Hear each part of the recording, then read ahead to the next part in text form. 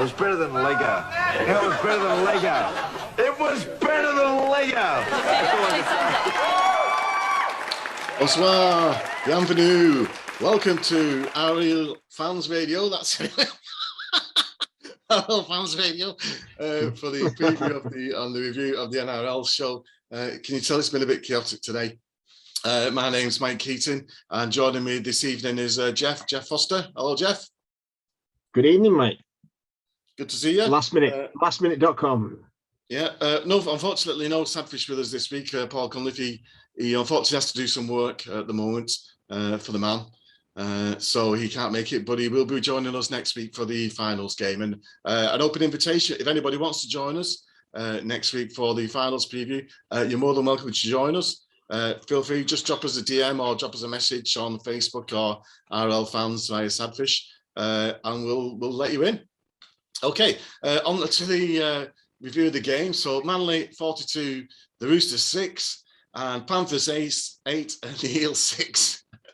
Oh, two very contrasting games. I mean, straight away, Geoff, we'll talk about the Manly game. Let me just dispose of my mouse. Pretty similar to the Melbourne-Manly game the week before, where Manly did to the Roosters what Melbourne had done to them the week before, ran out to a quick lead. And just as the Roosters were threatening, they killed it off with another try before half-time and then, put it to bed in the second half. Great performance all around by Manly. Yeah, it would have been nice if the game had been a little closer, but I think really given the problems that the Roosters have had all season, I don't think it's it wasn't really. You could have predicted that they were going to run out of steam at some point, and I think they just kind of ran out of bodies, ran out of steam. Manly clearly had a rocket after the previous week's performance. Disappointed performance. Especially some of the big guys had kind of gone missing. They had to turn in the performance, and really, I just got it. To me, the Roosters just look like a team that looked sharp, really. I think we commented when watching the game. Just as whenever they created an opportunity where there was a chance to make some sort of foothold in to get themselves back in the game, they would knock the ball on.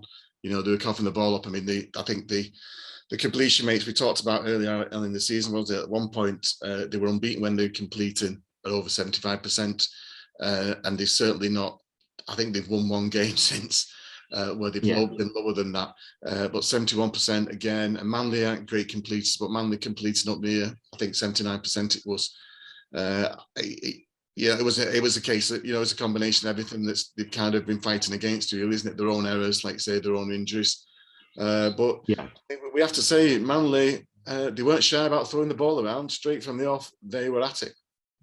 Oh yeah, absolutely. But still, though, the game was pretty tight. And if you look at the line breaks, 7-2, that's it's not suggestive of the game that we're everyone's throwing the ball around, willy nilly. For the Roosters, look, I know that, like I said, that they were kind of running empty, but two breaks, line breaks all game. That sounds like the Manly defense is pretty rock solid, really. As well as the fact that the Roosters, they kind of ran short of a bit of creativity, really. All these kind of different back combinations they've been fielding all the season. That kind of catches up to you when when the pressure's on, and you could tell that they just didn't know. I don't think they've really faced a defense like this too many times this season, and they just didn't know what to do. Not with the talent they had available. Really. No, I mean they were already too far behind, weren't they? From more or less from the start. I think when you look at the stats in terms of like the meters, most of the Manly forwards were like over 100 meters, and I think there was only Hargreaves, Crichton, Bradley. They were the only three. Roosters forwards who topped 100 meters, and most of the 100 meters come from the back five from the Roosters, which again tells you a lot, doesn't it? I mean, it was a step too far for them, but I mean, full credit to them. They did put up a fight for, for 40, 50 minutes, was it? But it was just too much in the end. Okay, on to Panthers versus Eel, as what people were proclaiming as the game of the season. All scores within the first 20 minutes of the game. And it really did come down. I mean, I think we could probably say that Parramatta probably slightly had the edge overall in terms of, the contest itself. And there was the controversy, which has since been, the Penrith team's been fined $25,000 for the trainer interrupting play, which allowed the defence to set themselves. But I mean, I don't think that was the problem. Unfortunately, Ray Stone, who'd had 42 tackles, topped the tackle count for Parramatta. I think his arms were just too tired at the end of the day. Too costly errors in those last 5-10 minutes really kind of stopped. Yeah. It didn't change the game, but they stopped Parramatta having the chance to really go in for the win, didn't they? Well, yeah, I think one of the interesting things really is if you look at this game, and if you look at the previous game as well, there weren't many line breaks. There weren't a great deal of line breaks, but there's a huge amount of tackle busts. Especially this game, the tackle busts in this game, 35, 36, but a few amounts of line break. That was telling you that the scrambling defence was exceptional. Yeah. That's what it was all game. There were guys who were making chances for themselves, but those chances were closing up really, really fast, and it was an exercise in decision making in a short space of time, and that was the thing that really got them through. Well, that and a few controversial decisions, which which we can look at as we go on. Yeah, I mean, I think when I was watching the game, I think Fisher Harris got the man of the match, but I thought Dylan Edwards for Penrith, who I bagged a bit early in the season, just in terms of he does like that creativity and that little extra zip. He reminds me very much to Nickel Cox stacked at Canberra in terms of he hasn't necessarily got the skills, but in terms of effort and work rate, could not fault him. And I think, to be honest with you, I mean, he topped the meters made, I think it was for Penrith, and I think he kept them in the game, really. He stopped them. There was a number of times when he made like 10, 15, 20 meters on a return, which is exactly what they needed. Yeah, well, the other thing is as well, another thing which I've been noticing more and more, especially as the season has been drawing to a conclusion, is that I don't know whether this is a good thing or a bad thing really, but these defenses are so tight that now what they're relying on more than anything is you're looking at your better halfbacks who can really put snow on the ball, for high balls. They really are trying to load up the pressure on the back three, and we've seen that in the last 2 or 3 weeks with players spilling the ball under a lot of pressure, because the chances in the middle field, they're just not there. Yeah, well, like that bomb from Cleary that Ferguson was, he was all over the place. They were very lucky to get away with that, but I mean those kicks. I mean, Moses was just as good. I mean, in terms of quality kicking game, it was probably the best quality kicking game I think I've seen from two halfbacks this season. Yeah, because usually there's one of them's off the boil or one of them's not that good, but Moses was getting great distance and clear his bombs and again his positional kicking where he's kicking two. Superb. Well, we have seen that the high or the intermediate kick used like the Super League, but the thing is, it's just the height that they're putting on it. Okay. This thing is going like miles into the air, and to be fair, credit to Ferguson, because I've always said about that about high bombs. It's you can save your reputation by how you react to it if you make a mistake. And for Ferguson, he kind of blundered terribly on that one, he missed. But then he gets up as if like it makes it look like, well, it's not a problem. You get some other players where like they got their head in their hands, and they kind of collapse after that. But I I would not want to be anybody trying to get under any of those. But the pressure was just unbelievable. You could feel, you could cut it with a knife, really, couldn't you? Yeah, I mean, great game as well, I think, from Pangai Junior coming off the bench. What's it, 137 meters, but he really gave the Penrith pack a bit of good go forward, I thought, particularly, because they haven't had that sort of from kick out, with him when they carried his injury. Ankle injury, I think it is. He's kind of been off the ball for the past 4 weeks or so. And Pangai, I thought he was superb when he came on. Yeah, absolutely, and it kind of reminded me of Super League a few years ago, where you started to get. I know the game tried to knock it on the head. You started to get these hired guns, didn't you? Like Harris was a classic example, where you were getting players coming at the back end of the season, being moved around different clubs, would come in as a hired gun. To tremendous effect, and certainly Pangai was that, wasn't he?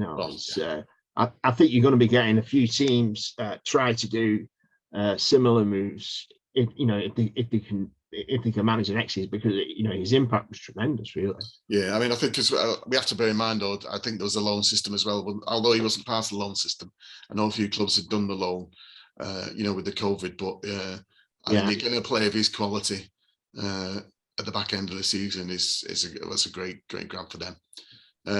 Okay, on to the weekly news. So there's not much weekly news other than Penrith fined 25k, but we are delighted to announce that Michael Maguire has not been sacked. They may change their mind yet again, but I believe he's got another year to do it. I mean, we all know the problems, won't go into those too much, but good news, I think, well deserved. I think it's hasty to get rid of him. They need a bit of stability at the club. They needed to let a coach get some time to put into place, his plans, the way he wants to do things, change that culture, because there's obviously cultural issues there from watching, the Tiger Town stuff, but also what else was I going to say? And I forgot. Well, no. Get him involved in the recruitment. That was it, so he can get his own players in. Yeah. Yeah, well, I've been watching the news, like a lot of people, really, and it seems as though Madge was kind of was a goner. And then suddenly they've changed their mind. And I do kind of look. I've been watching that series. We've been watching it together, and I just got the feeling, looking at Madge, that he looked like a guy. He's got tremendous amounts of integrity. You can tell that he really wants to win. But you look at that environment that he's working in there, and you think to yourself, well, it's very, very difficult. I think he's been hamstrung by a lot of different problems that there are at the club, and you kind of think to yourself, well, if he's coming back next season, unless something changes, is it just going to be more of the same? Is it just going to be disaster next season, or are the club going to support him? Because if they don't support him, it strikes me that it's a total waste of time bringing him back. Yeah, I mean, there is the issue with who's available as well now. Late contract, there's not a great deal. I mean, they rattled through the names on 360, and it was all players who would be great in Super League, but they're all players who would be a good squad addition, I think, for a number of NRL clubs, and a few chances as well, like your Curtis Scotts, a few Campbells like that as well. So there isn't that sort of quality that they need there. But I mean, if they can go into that market, but I think if they can improve the general squad depth, would be good enough for this, for looking forward, moving forward, because they just need to show some sort of improvement in results. I thought they played very good rugby, but they're also dealing with the issue with how long Dewey's out as well for next season. He could be missing a big chunk of that as well yet. So, the other thing is, better him though than taking a chance on somebody. You can't take somebody inexperienced next year. If they're going there, they need to get somebody experienced if they decide to change. Yeah. Well, look, the thing that I found very revealing was the fact that Tim Sheens wasn't involved in in this kind of decision making process. And He was. you think to yourself, well, a guy like he was. Oh, he was. Well, apparently he wasn't. Well, they were saying on NRL 360. Well, that's put a different spin on it at all. Look, they need something. They've got to support. They've got to support the guy. If they don't support the guy, it's going to be more misery next season. Yeah, I mean, they mentioned on 360. I don't know something about having a termination of contract letter underneath the table during the negotiation. I mean, I don't know how the hell they found that out and who's leaked that. It just sounds crazy. That, which, that in itself, well, you can read into that what you want, don't you, about what that suggests about the way the club's run. Okay. Yeah. On to this weekend's games then, the semi-finals. So Friday morning's game brings us South Sydney against Manly. South Sydney, the first team achieved this season to score 30 points in 8 consecutive games, and Manly, the first team to have 3 try scorers with over 20 tries in Tommy, Saab, and Ruben Garrick. This is looking like an absolute belter, Geoff. Hard to predict. Yeah. There have been accusations. Well, not just at Manly, South certainly, not just this season, but seasons past as well. That both sides are good at loading up on, bullying weaker opposition. Look, there are some people that are kind of disappointed. They're kind of disappointed at the way the semis kind of worked out. But look, the thing is, for me, South's if the forward pack can hold the Manly pack, and because that really for me has always been the question mark about against Souths this season. They just don't seem to have that against the better teams. When those big guys get rolling, they tend to the yardage begins to drop. They struggle to get out. They struggle to get out their own half. If they can put in a performance in the forwards, look, they've got try scorers all over the pitch. And obviously with Manly as well, they've got the most potent attacking weapon in the competition. But look, it should be a great game. I've just got a horrible feeling it's going to be a bit of a blowout for one or the other. I don't know which one it is, but I've got a feeling one side will blow the other one out. Okay, well, I must admit, I'm not seeing that. I think they're both unchanged sides, so I think the extra weeks rest again. This is going to play in the second game, isn't it? How that plays out. I mean, I think South's kind of surprised Penrith with it, and I think you've got what's their Mark Nichols and Burgess who've really come to the fore in the last last 6 weeks of the competition as well. I mean, it's the key battle is sort of being singled out is Reynolds' sort of kicking game and overall game management against Cherry Evans' playmaking in terms of his decision making in terms of when he go wide, and some of the passes he's been throwing out this season have been absolutely brilliant. So I'm not sure, mate. It does depend on who gets on top in the forwards, though. I think will win it, but Who do we want to win? Who do we want to win? Who do we want to be playing in the fight? Who do we want? Bennett or Hasler and Tommy? I mean, it's Bennett's last ever chance, isn't it? I would prefer to see Souths there. For me, they've got players on their side, which they've got some magical players on their side. Yeah. And I would like to see them get there. Look, credit to Burgess. 2 years ago, I thought the guy was shot. I thought he was gone. I thought they were going to move him on. Obviously, with his brother gone as well, both brothers gone. I didn't really see the improvement this steady improvement that we've seen throughout like the last 18 months. Really, and he's been playing out of his skin. But look, like I said, I would like to see Souths go through, but the thing is, Well, the other thing is as well with DCE, you've got to say to yourself, can this guy string together two great performances on the bounce? Because that has been the big criticism of him, isn't it? You know, Trbojevic has been there pretty much all this. He's only had like 1 or 2 games where he's not really done the business. DCE, you know, one week he looks fantastic. The next week he's just not there. For me, I think that's going to be the big question. If DCE can repeat his form, then Manly stand a good chance. If he doesn't, then I would say South go through. Okay. Well, yeah, I'm going to go for wanting Wayne Bennett. When it'd be nice, you know, the romantic sort says Wayne Bennett against Craig Bellamy, but I wouldn't fancy Souths against Melbourne. And on to the next one versus Penrith. So again, 2 weeks rest for Melbourne. That's got to play into into this fixture. They both got an equal record over the course of the season, 21-3. Melbourne, for a factoid, have made 4 out of 5 grand finals when they've had the week off. 90% completion rate against Manly. Penrith are up against it, mate.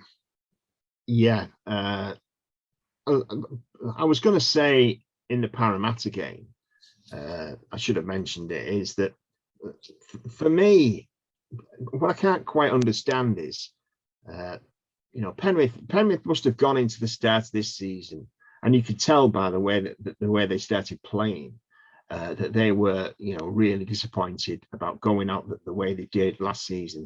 And I thought that they were going to trample over everybody. And the start of the season, you would have, I don't think you would have got, too great an odds that they were going to, go one better than what they did last season. But for me, towards the back end of this year, I don't know whether it's because of injuries or whatever, they just seem as if like they've tightened up. Some of the decision making, which was kind of automatic, especially between the halves. Now it seems like that decision making, there's kind of like a tension in there. Things are not moving as swiftly. Yeah. The ball's not getting out quite as fast. The guys are just not those decisions are just happening a fraction of a second later than what they were last year and the start of this season. And the thing is, if that happens against Melbourne, they're done. But Melbourne will run up a cricket score against them. Yeah, there's a concern with Cleary as well, because he was carrying his shoulder a bit towards the end of the match against Parramatta. And if there's a team that knows how to exploit those sort of, risks, it's Melbourne. I mean, they'll go running straight at him, no hesitation. Oh yeah. I think the other thing is you have to look at the kind of like the psychology of the game as well, because Cleary's been at the top of the pile for 2-3. Well, he's been at the top for a while now.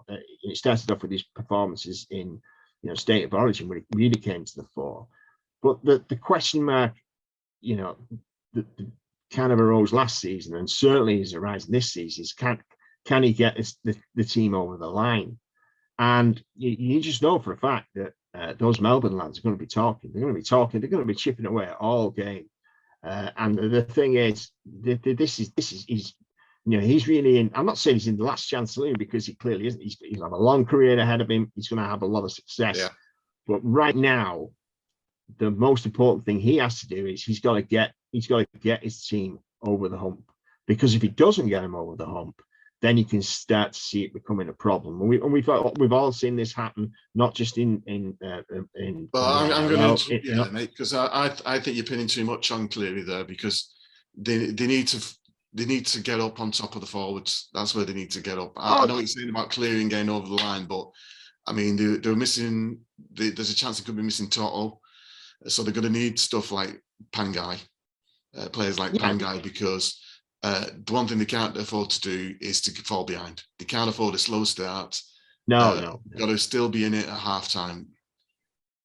Well, they've got the forward power to do that. And bringing in Panga, that really it looks like a masterstroke now, because, like you said, they've kind of been sputtering towards the end of the season. Pangai's can come in, he can take up a bit of the slack that obviously that kick out carrying a bit of an injury. I know I agree with you absolutely. But I'm kind of thinking about the fact that I think both sides are going to get to the final. I think both sides forwards will go at it 100%. But I agree with you totally. If the forwards don't get on top, it doesn't matter what. Doesn't matter what Crewe does. Melbourne are going to steamroll them. Average kicking meters per game. Nathan Cleary 520. Jerome Hughes 241. We won't read too much into that because I think we know which side's got the better kicker. It's the 53rd NRL final for the Storms, and they are 33-19, averaging 20 points per game in those matches. And the last loss was to the Roosters 2 years ago. I want Penrith to win, mate, because I think they deserve it. They played some great football this year. And Melbourne have won too much. So I will be cheering Penrith on, but it's going to be cheering them on as an underdog. I see Melbourne winning by maybe 2 scores. Well, I think, look, Melbourne have got guys in the side who've done it before. I think the only question mark that you would say about Melbourne is, and it's kind of a question that has not really been talked about too much, really, because they've been playing so well. Is, look, all those times where Melbourne have won, there's always been that one guy there that they could rely on because they knew in the big games he was going to come up good, and that was Cameron Smith. This time, there's no Cameron Smith around. They're relying on a lot of youngsters that you're expecting them to do the business, and I think they will. But there's still that kind of nagging, there's still that question mark around there. And the other thing is, I know you say that, but we said a couple of weeks ago, didn't we? They've got John Elway. Cameron Munster. Cameron Munster. He's John Elway. He's the John Elway Rugby League. Looks like him. And when he's got the quarterback swag. When the chips are down, he's money. Yeah, well, for me, Munster's not the same type of player. Munster is the type of player who has a lot of splash plays. You would never say that about Cameron Smith. I think we've said that many times, is that pick out your 10 greatest Cameron Smith moments. You're really kind of scratching your head. You can think of a lot of great performances. Yeah, 40-20s, drop goals, goal kicks, and things like that. Cameron Smith was not a splash player, whereas Munster is. And Munster, you can knock him off his game like he was in the State of Origin. He got knocked off his game in State of Origin. But whether Penrith can do that, I don't know. It's going to be very, very tough for them. Okay, and finally, on to our next selections on our favourite NRL players of 2021. We're on to the front row. Just go through. We've had so far Jeff's choices: Hines, Addo-Carr, Matt Burton, Justin Olam, Brian Tottle, mine, Will Kennedy, Jason Saar, Burton, Joey Manu, and Jordan Rapana. Today's choices, though, we'll start with one of our favourites, which is prop forwards. Our favourite prop forwards to watch. Again, this is our favourites to watch. I'm going to go straight out and say, Geoff, I've got 2 easy choices for me. Payne Haas and Waria Hargreaves. They are my 2 absolute favourites to watch. Yeah. Well, look, Payne Haas is supposed to ask me what I like about him. Well, what do you like about him, mate? Tell me exactly. What do you like about him? Okay. Well, let's talk about Hargreaves, because everyone. We'll come to your choice. I think Haas might be a universal choice, but Hargreaves, ultimate enforcer, slightly grubby, leader of the Roosters. I just cannot. Every time he does something on the pitch, it's usually interesting to watch in terms of he's either making a hit up, a good carry, slowing the ball down, putting someone's hand in the face in the dirt, putting hands on the ball, slowing it down. It's like he's Cameron Smith, but like what's the name, Incredible Hulk version of Cameron Smith almost, isn't he? Great player. Well, the thing I would say about Waria Hargreaves is this, right? He is a bit of a pantomime villain guy, but I have to say, especially in the last 2 years, there have been some players that have rung his bell a few times. Yeah, he's you can get at him, and some of the better players, you know, of you know, And make sure you don't miss. That's what absolutely. that's what Latrell Mitchell's going to find out. If you come at the champ, make sure you don't miss. Well, I think that's the difference between him and Payne Haas for me is that Payne Haas is a guy that he's just so big that it almost seems like you're wasting your time trying to intimidate him. He's the guy's like an articulated truck. Yeah, oh God, yeah. It seems like a total waste of time trying to ring his bell. You just end up with a broken arm or something like that. The guy's just huge, absolutely huge. And on the stats on Haas, he tops the. Well, we've got a list of. We'll go through the names that we considered, you know, for our sort of favourite forwards: Haas, Clemmer, Burgess, Powell, Hargreaves, Fisher Harris, Saifiti, Liu, Fotuaker, Nichols, and Paulo. So that's 1, 2, 3, 4, 5, 6, 8, 9, 10, 11, probably 11, possibly if not the top 10 props in the. Haas is the only one out of all those that scored in the top 50 in terms of hit-ups, meters, post-contact meters, which he led, tackles and tackle bus. It was the only prop out of those lot represented in the top 50 for tackle busts. I mean, and he's also, if you look at, he's the only guy playing in the team that didn't make the finals. Yeah. Well, look. I mean, what would he be producing if he was playing for the big team? Well, can you imagine where the Broncos would be without him? That's all I can say, because it seemed to me like the only guy that was keeping them in a game all season was Haas. And look, for me, when you start talking about these really big guys in the foot prop position, I was looking at what's the name of the guy that went that signed $100 million contract up at for the Jets. The Jets. The Jets. Yeah, sorry, the Cowboys. The Eagles. The guy who was he was on the NRL books. Jordan Melita. Jordan Melita, right? Because I was looking at him from a couple of years ago playing in the NRL, and he was basically bounced out of the league because they considered him, he was just too big. That is the kind of thing. The interesting thing about Payne Haas is he's one of these kind of rare breeds of, he's a big guy, but he's also got a big motor, and that is the kind of problem that you get once these players go past a certain point, they start to run out of gas very, very quickly. Payne Haas is that really rare forward that he's huge, but he can also play big minutes. That's what makes him so valuable.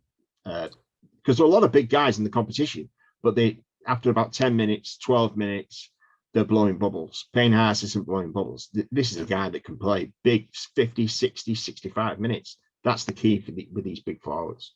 Who's your number? Who's your second choice? I'm assuming Haas is one of your choices. Correct me if I'm, add your own names if it's not. But who would be your other choice of your favourite prop to watch this year? Well, look, Burgess has been fantastic, hasn't he? You can't, and look, not only has he been chewing up the yards, he's been, he's been clearing, game-winning tries, running onto the ball. Golden Point one was a belter, wasn't it? In fact, that's the one. I know we were talking about our tries of the season earlier, but Burgess. I think we should maybe dig that one out because that one's almost as good as the Gold Coast coast to coast one. I think that. I think as well we should. I think a couple of players who we thought were unlucky to make the shortlist, which were Campbell Gillard, who I think again, he showed up in the last game, big yards. And big hits. He loves the contacts, and also Alex Twal from West Tigers, who was consistently in the top 50 in several of those, in a number of those categories. In fact, I think he might have even been in tackle bust. So someone you can build your pack around, Madge. Onto hookers. Okay, and I will ask you. Well, sorry, before we go to hookers, I do want to say it was a toss up for me a bit between Hargreaves, and I did want to put Fotuaker in from Gold Coast. just because I think he's done great again. But on to hookers, I'll let you go, Geoff. First, your favourite hooker to watch in the NRL this year? Or do you have a short list, and who would you pick? Look, I think there are a lot of talented young hookers around in the NRL, but I don't consider this as being, you know, I don't consider this as being like a great year for, you know, top hookers. I think that the best players, it's all cyclical. They tend to, you know, meander around. Sometimes it's fullback, sometimes it's the scrum half, sometimes the prop forwards. Look, for me, the guy who is kind of head and shoulders, and look, they've tried to bury him, get him out that position. He's got competition in his own team. He's Brandon Smith, isn't it? Yeah. You know, this is a guy. This is a guy. He is a spark plug, isn't it? You put him out on the pitch, and something's going to happen. Something's going to happen. And look, a lot of people said that he was going to be. He could end up struggling for his position because there's a lot of competition at Melbourne, but no one's dropping him in that team because he makes things happen. Yeah, well, he's probably a standout performer across the whole season. Really, you would think for Melbourne. I mean, certainly, you know, he's held them together. I mean, the only other guys I think we would probably consider would be Coruscant, Reid Marnie, who's done a great job at Parramatta. But even then, if I was being honest with you, probably, you know, the second favourite player is Harry Grant, isn't it? I mean, when you watch him play, I mean, he's got some talent, and you know, to have the two best hookers effectively in the end. I mean, we've not mentioned Damien Cook, but I don't think he's in the same league as these two guys. I'll be honest with you. Smith, Harry Grant are leagues. I mean, you've got the work rate of Smith, and you know what, like you say, he makes things happen. The space that Grant finds is just unbelievable. He just finds space where there's no space. He's like, what's his name, Thomas Muller? He's a space invader. Yeah, absolutely. Well, I think we were talking about if we just compare with Super League, like Saints have been blessed with having some seemingly throughout the years with having, you know, a lot of, you know, top hookers in the side. And if you look at Melbourne, you know, you've got both of those guys, and then just remember Cameron Smith retired just recently, so they've had three guys on the books, all of which you could say was the best hooker in the competition, which is, you know, it's just unbelievable, really. It's a credit to the junior development system. Yeah. It's good though to be talking about a Melbourne player and say how excited we are to watch him instead of moaning about them just oppressing everybody else. Well, look, the thing about Brandon Smith is he's one of those rare guys in the competition who he has his own character, and he's not afraid of expressing it, and the fans love players like that. And he plays up to the fans, and he will. I'm quite sure there are a lot of cheese jerseys that dotted around the Melbourne stands. Yeah, I'll get some cheese heads. Cheese heads, yeah. Senor Cheesehead. Okay. Well, that's it for this week, ladies and gentlemen. Again, we'd like to extend the open invitation if anyone wants to join us next week for a preview of the grand final. Feel free to drop us a note, drop us a comment underneath the video, or DM either myself, Mike, Neil Lee, or Geoff Foster at Thought Reform, I think it is, or Paul Gunliff, Sadfish. Otherwise, we'll see you next week. It's a goodbye for me. Goodbye from me. Thanks very much. Enjoy Rugby League. We do. It was better than a leg out. It was better than a leg out. It was better than a leg out.